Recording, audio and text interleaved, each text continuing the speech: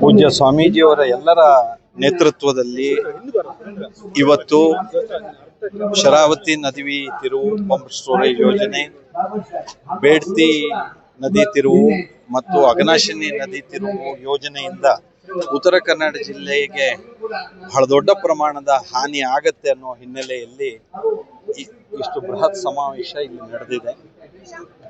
ನಮ್ಮ ಜಿಲ್ಲೆಯ ಜನರ ಧ್ವನಿ ಏನು ಅನ್ನೋದು ಇವತ್ತು ಈ ಸಮಾವೇಶದಲ್ಲಿ ನಾವೆಲ್ಲ ಜನಪ್ರತಿನಿಧಿಗಳು, ಜನರು, ಸ್ವಾಮೀಜಿಯವರು ಎಲ್ಲರೂ ನಾವು ನಾಡಿನ ಜನತೆಗೆ ತಿಳಿಸಿದ್ದೇವೆ. ಹಾಗಾಗಿ ನಮ್ಮ ಜಿಲ್ಲೆಯ ಜನರ ಧ್ವನಿ ನಮ್ಮದಿದೆ. ನಾನು ನಮ್ಮ ಜಿಲ್ಲೆಯ ಜನರ ಧ್ವನಿಯನ್ನ ಸರ್ಕಾರಕ್ಕೂ ಸಹ ತಿಳಿಸೋ ಪ್ರಯತ್ನವನ್ನ ಮಾಡಿದ್ದೇವೆ.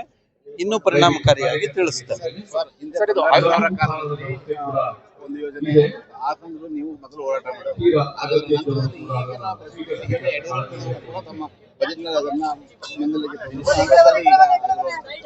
ಈಗ ದೊಡ್ಡ ಮಟ್ಟದಲ್ಲಿ ಈಗ ಏನ್ ಸರ್ ಇದು? ಈಗ ಎರಡೂ ಸರ್ಕಾರಗಳು ನೇರವಾಗಿ ಹೊಣೆ ಆಗ್ತಾ ಇದೆ ಇದಕ್ಕೆ.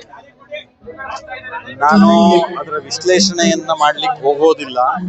ಈಗ ನಾವು ಈ ಯೋಜನೆ ನಿಲ್ಲಿಸಬೇಕು, ಯೋಜನೆ ನಮ್ಮ ಜಿಲ್ಲೆಗೆ, ಪರಿಸರಕ್ಕೆ, ಪ್ರಕೃತಿಗೆ, ಜನಜೀವನಕ್ಕೆ ತೊಂದರೆ ಕೊಡುತ್ತೆ ಅನ್ನೋ ಕಾರಣಕ್ಕಾಗಿ ಈ ಸಮಾವೇಶ ನಡೆದಿದೆ. ಅದ್ರ ಹಿನ್ನೆಲೆಯಲ್ಲಿ ನಾವು ಮುಂದೆ ಏನೇನು ಹೋರಾಟದ ಕಾರ್ಯಕ್ರಮಗಳನ್ನ ಸರ್ಕಾರಕ್ಕೆ ಮನವರಿಕೆ ಮಾಡೋ ಕಾರ್ಯಕ್ರಮವನ್ನ ಮಾಡಬೇಕು, ಅದನ್ನೆಲ್ಲವನ್ನು ನಾವು ಮಾಡೋದಕ್ಕೆ ಸಿದ್ಧ ಇದ್ದೇವೆ.